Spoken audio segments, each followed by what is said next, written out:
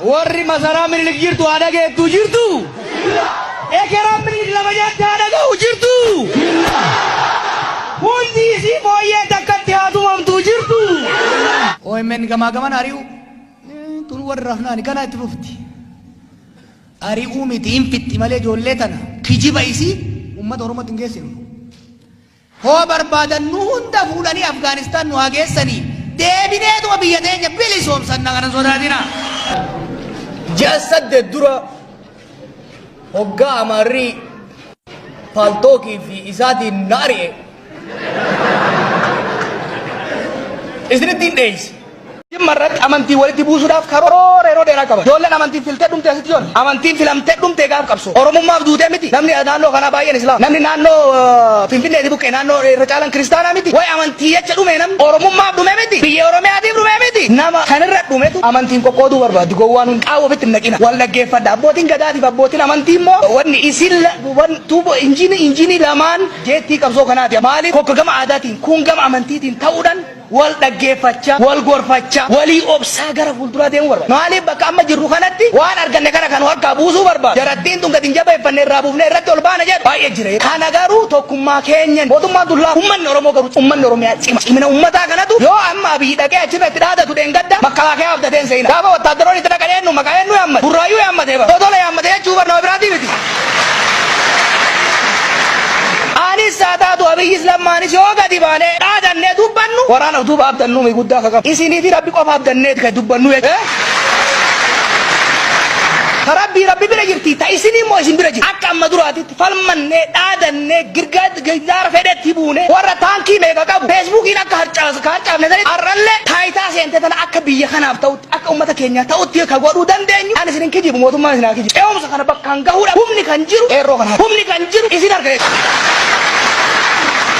akka humna isinii taanu yoo ka barbaaddan ta'a akka immoo nu biyyin bitamne beeka namni jijjiiramu Rabbi malee namni jijjiiramu kan maan irra isin dura dhaabatu kun borosiitti gagseera galuu danda'a bigaraatii dubbii waan biraa nullee akka kararraa mayi akka dantaa teessan qofa gooftaan keenya ummata hidhabdii lammaan gooftummaa keessan mirkaneessuu qabdan akkamitti mirkaneessu tokkummaa keessa cimina keessa bakka sirri irratti nu bira dhaabachaa bakka dogongora nu dura dhaabachaa tokkummaa yoo ka deemtan taate haga dhumatti ashkara keessan jabaa taanee itti deemne jechuudha ka onnee qabuusaa gabricha jabaa yoo immoo isin qoqqoodan taane namni siyaasaa akka naggaadee yoo ta'eef jumlaan gurguru yoo gaafa gabaan ooyite jumlaan gurguru gaafa gabaan qorrite chirichaarotti seena gabaan Oromoo ooyite jechuun tokkummaan Oromoo gaafa cime paartileen siyaasaa hoogganni siyaasaa waan Oromoo maraaf ta'uun as never akka ifaasan arguttiin arga ummanni keenya bakka garaasaa san numa ga'a. Warri masaraa minilik jirtu haadha geettuu jirtu. Warri Adaamarraa shiratantu haadha geettuu jirtu. Warri Maqaleetti galchinallee haadha geettuu jirtu. Ekeraan minilik lama jaatti haadha ga'u jirtu. Ekeraan Harre Sillaasee lama jaatti haadha ga'u jirtu. Mangistuu Zimbaabeetti haadha ga'u jirtu. Mallasaan Azaabatti haadha ga'u jirtu.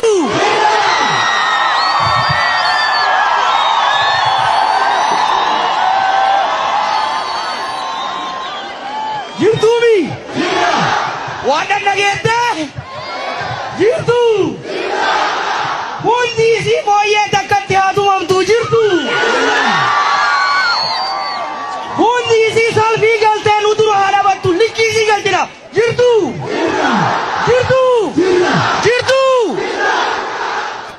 gootonni nu biraa wareegaman jannatatti haa dhageenii jirtu.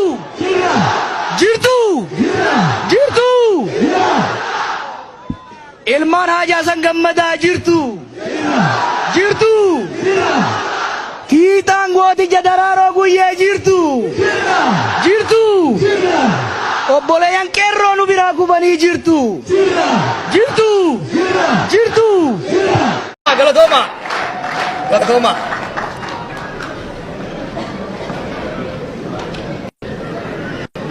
Baatii hagayyaa keessa jasad dura hoggaa amarrii paltookii fi isaatiin naari'e isinitti hin dheeyse. Gaayet jabaatee xaliileet as baya ijoolleen tireeningii dhayti humaan taatu cimte as deebiti haa nu geessani yoo barbaadan. Hoo barbaadan nu hunda fuudhanii Afgaanistaan nu haa geessanii deebineetuma biyya teenya bilisoomsanna kana sodaatina.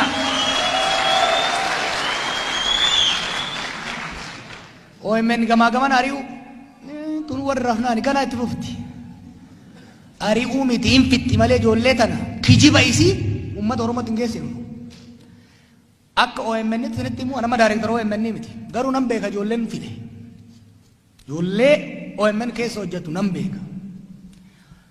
Cuufuu miidiyaa cuufuu miti ijoollee ari'uu miti odoo biddeetti qabde dhugaa Oromootirra haqa Oromootirra dhugaa Oromoo himurraa guyyaa tokkoof duuban deebi'u OMN kana shakkina. Urgaa'eet jabaateet xaliileet as baya ijoolleen tireeningiidha itti humaan taatu cimte as deebiti haa nu geessani yoo barbaadan.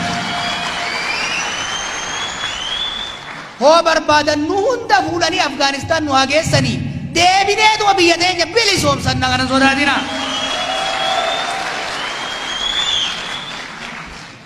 OMN gamaa gaman ari'u tun warra rafnaani kana itti dhufti. Ari'uu miti hin fixxi malee ijoollee tana kijiba isii uummata Oromootti hin geessinu. Akka OMN sinitti immoo nama daayirektara OMN miti garuu nan beeka ijoolleen fide. Ijoollee OMN keessa hojjetu nan beeka. Cuufuu miidiyaa cuufuu miti ijoollee ari'uu miti odoo biddeetti qabde dhugaa Oromootirra haqa Oromootirra dhugaa Oromoo himurraa guyyaa tokkoof duuban deebi'u OMN kana shakkina. Garuu Oromoodhaaf wanta akkan dhaamuu barbaada. Amma mirkaana baay'ee jira. Garuu yoo ofii dura ofii ta'iiti hambaa ta'e dura ofii ta'e mana kee yoon jabeessin mana kee yoon qulqulleessin humna mana keetii yoon to'atin konsolideet yoon godhin Itoophiyaafis hin taatu naannoofis hin taatu. Mana kee yoo to'atte sabni keessi wajjin yoo jiraate dantaa saba keetii yoo dursite humna cimaa yoo taate gariin jaalatee sitti makama. Gariin abdatee sitti makama.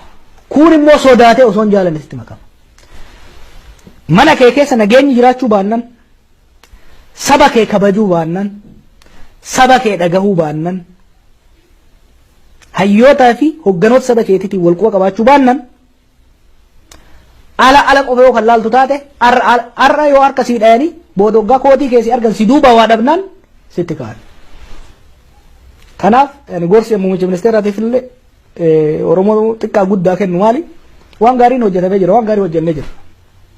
Waan Oromoos jabeesse Itoophiyaas cunqursaa wayyaanee jalaa baasee naannoo sanitti hafuura nagayaa fide hojjennee jira. Itti fufiinsi waan kanaa garuu Oromiyaa cimsuu irratti hunda'a. Itti fufiinsi waan kanaa Oromoo cimsuu irratti hunda'a. Akkuma yeroo kaan jeetti humna yeroo maallaqa qabnurraa harki wayyabaa harki 70-80 saba keenya irratti ba'uu qaba. Akka Oromootti uummata keenya cimsuu irratti ba'uu qaba. Ka itti aanu qabsoo tanaaf uummata kanaaf fira horachuu irratti fuulleffachuu barbaachisa. Nama keenya dagannee uummata keenya dagannee karaa irra dhufu irraanfannee qeerroo keenya irraanfannee orma gammachiisuu qofa irratti yoo kan fuulleffannu taate alagaa gaafa kolfaa jenna. Kana wal yaadachuun barbaachisaa natti fakkaata.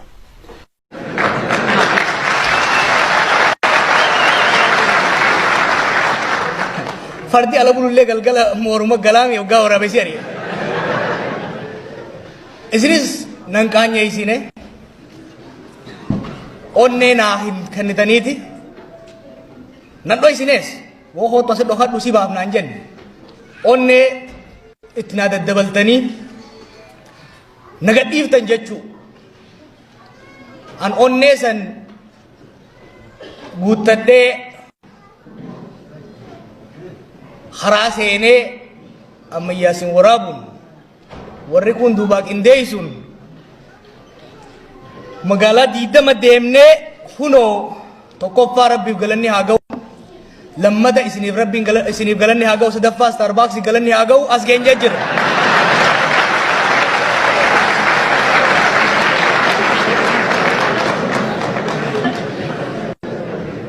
gaafa nuti as dhufne waan shan biyya alaatitti dalaguun ni barbaachisaa dalaguu feenaa dalayneet isin dagalaysiifna jenneet waadaa isinii galle wanni shanan san tokko diplomaasiidha halammataa advocacy jechuunis kaduraa haqa Oromoo dhugaa Oromoo mootummoota biyya alaatitti hubachiisuudhaaf hojiin hojjetamuu qaba.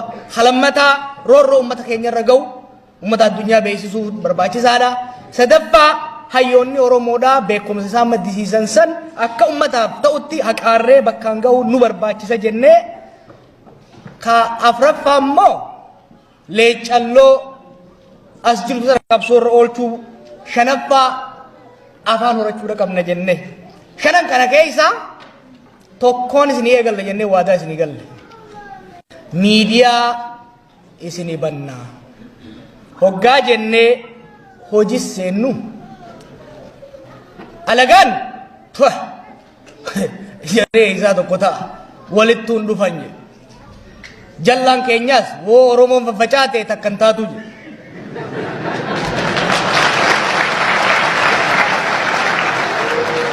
takkan taane ree Oromoon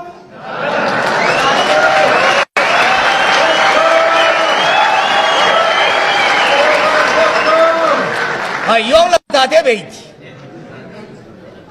maal jenne gaafas walitti mummufanne malee garaan addaan nun cinne garaan deebi'ee walitti ciisee walitti hidhite miidiyaan maallaqa guddaadha gaafataa maallaqa guddaa kana dureessi Oromoon hin kannitu jaan nun beekan jallaan keenyas hin beeku diinni keenyas nun beeku dureessi akka durooma isaatiin hiyyeessi akka hiyyooma isaatiin galaanuu guduunfee waan hin danda'amtu jaan san aarraa akka dhugeessu nu godhe jechuudha.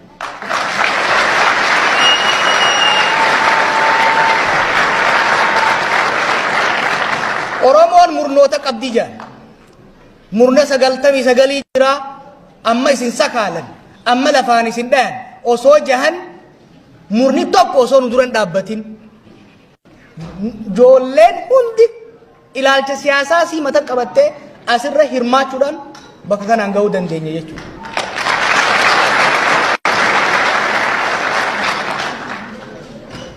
Guddaan joolleen zamanaa kofoo gararraafattee deemuu malee humaan fiddu jira. Xiqqaan immoo manguddaan teenya wal nyaachuu malee humaan dalaydu jira. Wanni narragaa isinii bahu guddaan keenya kan nu bilbilee gorsa nuun kannin ka bakka jallattetti qajeelfama nuun kannin ka bakka barbaannetti nuuf hin dhiyaatin tokkon jiru Oromoo keessa ammallee guddadha.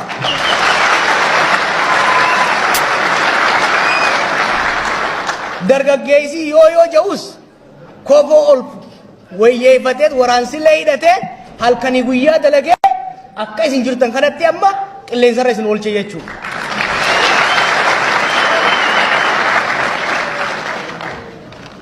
Hin danda'amu jaan dandeenye moo hin dandeenye ree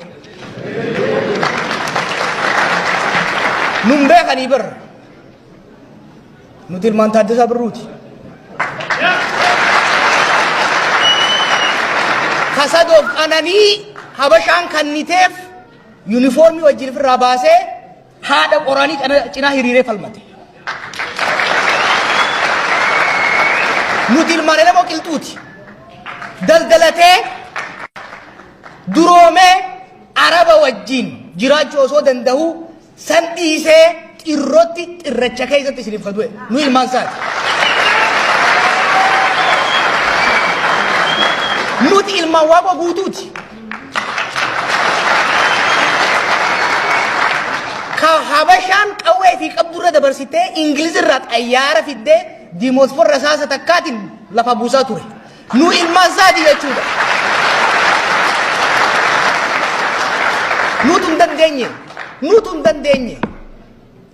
Nutu hin dandeenye xiiqiin nu qabe dandeenye asiin geenye